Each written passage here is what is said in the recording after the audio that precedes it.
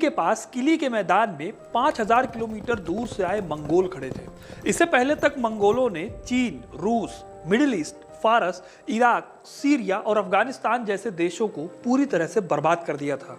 Mongol जहां भी जाते थे इंसान का नामो निशान मिटा देते थे। उनकी लिस्ट में अगला नंबर दिल्ली का था। लेकिन जिन मंगोलों ने पूरी दुनिया को अपने घुटनों पर ला दिया था, उनसे दिल्ली आकर बहुत बड़ी गलती हुई थी, क्योंकि दिल्ली की गद्दी पर बैठे राजा ने मंगोलों को बुरी तरह हराया। सिर्फ एक बार नहीं, बल्कि पूरे 5 बार हराया। अगर मंगोल जीत जाते तो भारत का नक्शा बदल जाता, लेकिन दिल्ली के सुल्तान ने यह होने नहीं दिया। इस सुल्तान का नाम था अलाउद्दीन खिलजी। जी हाँ, सही सुना आपने। ज्यादातर लोग अलाउद्दीन खिलजी को बेहद कट्टर और खूंखार सुल्तान मानते हैं, जो कि सच भी है, लेकिन उसकी लाइफ के इस पहलू को बहुत कम लोग जानते हैं। आज इस वीडियो में मैं आपको अलाउद्दीन खिलजी के मंगोलों को हराने की पूरी कहानी बताऊंगा। साथ ही बताऊंगा अलाउद्दीन के खतरनाक जनरल जफर खान की कहानी, जिसके बारे में कहावत थी कि जब भरी गर्मी में मंगोल घोड़े पानी नहीं पीते थे तो मंगोल पूछते थे कि क्या उन्होंने जफर खान को देख लिया है। तो इस वीडियो को पूरा देखिएगा, क्योंकि अपना इतिहास नहीं जानोगे तो खुद को कैसे पहचानोगे। साल 1266-67 के आसपास पैदा हुआ अलाउद्दीन खिलजी साल 1296 में अपने ही चाचा जलालुद्दीन खिलजी को मारकर दिल्ली का सुल्तान बना था। उसे बहुत बेरहम शासक माना जाता था। जिस दौर में उसने दिल्ली की गद्दी संभाली, उस वक्त मंगोल पूरी दुनिया में कत्लेआम मचा रहे थे। चंगेज खान की मौत के बाद उसके बेटे और पोते दुनिया को जीतने में लगे हुए थे। उनका मकसद साफ था, इलाके को जीतो, फिर वहां से टैक्स लो, खजाने को लूट लो, अपने हरम के लिए औरतें और सेना के लिए मर्दों को इकट्ठा कर लो। हालांकि मंगोल पहले सरेंडर की शर्त रखते थे। जो मानता था वो बच जाता था, जो नहीं मानता था उसके राज्य में मंगोल हर जिंदा चीज को खत्म कर देते थे। यहाँ तक कि शहर में बिल्लियों और कुत्तों तक को मार डालते थे। उन्होंने अपने अटैक से दुनिया की 1.5% आबादी को खत्म कर दिया था। इतिहासकार कहते हैं कि मंगोल अगर जीत जाते तो देश कम से कम 200 या 300 साल पीछे चला जाता। भारत की हजारों सालों की ज्ञान और संस्कृति के बड़े हिस्से को मंगोल खत्म कर देते। लाइब्रेरी, स्कूल, मंदिर, मस्जिद और यहाँ तक कि घरों को भी जलाकर राख कर दिया जाता।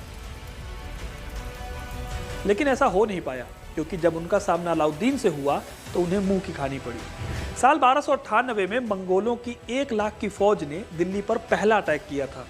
अलाउद्दीन ने जवाब में अपने भाई उलूग खान और सेनापति जफर खान को भेजा। इनकी सेना ने मंगोलों को बुरी तरह से हराया। करीब 20,000 मंगोलों को पकड़ लिया, जिन्हें बाद में मौत के घाट उतार दिया गया। फिर अगले साल 1299 में मंगोलों ने सिंध के एरिया पर हमला करके शिवस्तान के किले पर कब्जा कर लिया। इसके जवाब में जफर खान ने किले को बिना किसी घेराबंदी के जीत लिया और फिर से मंगोलों की बुरी हार हुई। इससे कभी ना हारने वाले मंगोल सरदार दुआ खान गुस्से से भर गया। उसने दूर दूर से मंगोलों को बुलाकर इकट्ठा किया और अपने बेटे कुतलुक ख्वाजा को 2 लाख की सेना लेकर दिल्ली भेजा। इस बारे में जियाउद्दीन बर्नी लिखते हैं कि जैसे ही मंगोल फौज ने सिंधु नदी पार की, दिल्ली के आसपास के इलाकों में रहने वाले लोगों में अफरा तफरी मच गई। मंगोलों की क्रूरता से बचने के लिए लोग दिल्ली में शरण लेने के लिए पहुंचने लगे। मस्जिदें भरने लगी, बाजार भरने लगे, मज़ारें भरने लगी। दिल्ली में चीज़ों के दाम तेज़ी से बढ़ने लगे और हालात काफ़ी ख़राब हो गए। ये सब देखकर अलाउद्दीन के सलाहकारों ने कहा, समझौता कर लो। लेकिन अलाउद्दीन पहले के सुल्तानों की तरह समझौते के मूड में नहीं था। उसने अपने सलाहकार से कहा कि वो 2000 कोस से आई सेना से डर कर ऊंट के पीछे नहीं छिपेगा। लेकिन एक प्रॉब्लम थी, मंगोल सेना से लड़ने के लिए अलाउद्दीन के पास तैयारी का टाइम नहीं था। इसलिए उसने अपने सभी गवर्नर्स के पास दिल्ली की मदद के लिए फौज भेजने को कहा। इसके बाद अलाउद्दीन ने दिल्ली के पास किली नाम की जगह पर डेरा डाल दिया।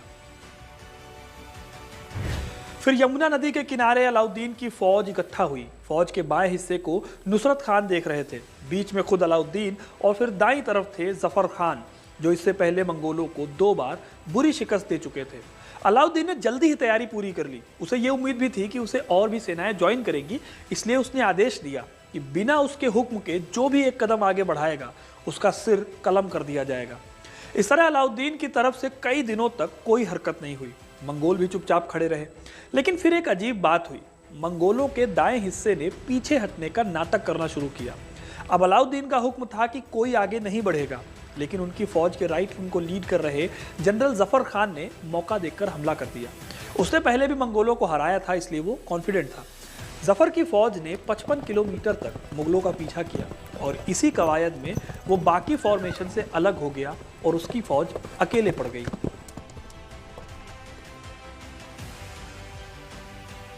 अब जफर को अकेला देखकर मंगोल सरदार हिजल खान ने उसकी फौज पर हमला कर दिया। जफर के पास पीछे लौटने का मौका नहीं था, क्योंकि आदेश ना मानने की वजह से अलाउद्दीन उसका सिर कलम कर देता। इसलिए उसने तय किया कि वो पूरी ताकत से लड़ेगा। इतिहासकार अब्दुल मलिक इसामी के मुताबिक जफर खान की छोटी सी फौज ने 5000 मंगोल मार दिए, जबकि जफर के सिर्फ 800 फौजी मारे गए। हालांकि अंत में जफर के पास लड़ने के लिए सिर्फ 200 घुड़सवार सैनिक ही बचे थे। आखिर में उसका घोड़ा घायल हुआ तो पैदल लड़ने लगा। हिजल खान से दो हाथ करते वक्त एक तीर उसके बख्तर से लगा और उसकी मौत हो गई। इतिहासकार बर्नी बताते हैं कि जफर की इस लड़ाई से मंगोल इतना डर गए कि उनकी फौज पीछे हट गई। यहीं पर वो कहावत भी चलने लगी कि भरी गर्मी में जब मंगोलों के घोड़े पानी नहीं पीते तो पूछते हैं कि क्या उन्होंने जफर खान को देख लिया है।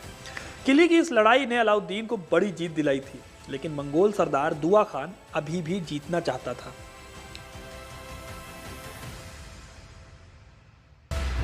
4 साल बाद साल 1303 में उसने अपने जनरल ताराघई को 1,20,000 सैनिक लेकर भेजा। इस टाइम पर अलाउद्दीन चित्तौड़ को बस जीत कर लौटा था और उसकी सेना बहुत कमजोर हो गई थी। उसने और रियासतों से मदद मांगने की कोशिश की, लेकिन इस बार मंगोलों ने दिल्ली के सभी रास्ते बंद कर दिए थे। फिर भी अलाउद्दीन ने हिम्मत नहीं हारी। उसने सारी सेना इकट्ठी की और सिरी के मैदान में खड़ी कर दी। अब छोटी सेना से खुलेआम लड़ा तो नहीं जा सकता था, इसलिए अलाउद्दीन ने डिफेंसिव फॉर्मेशन बनाया। अलाउद्दीन ने अपनी सेना के आगे खाइयां खोदी और प्राचीर बनवाई, जिससे कि ताराघई के लिए उसे हराना इम्पॉसिबल हो गया।